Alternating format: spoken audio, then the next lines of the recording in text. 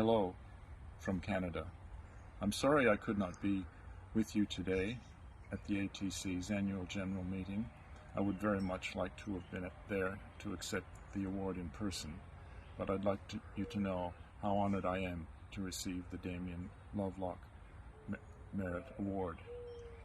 ATC has been such a strong organization representing the Tibetan issue, pressing for more human rights for Tibetans, and being unswerving in its commitment to the Dalai Lama's essential peaceful message of promoting human rights without violence.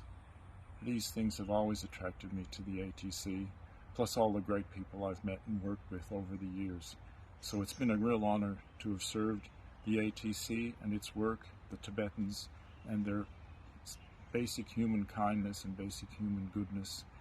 And I'd encourage all of the ATC members to continue their support. It's difficult days ahead as China tries to reset the agenda and diminish the Tibetans' call for human rights. Please continue your support, as I know you will, and I look forward to working further on the Tibetan issue with all of you in the future. Thank you so much.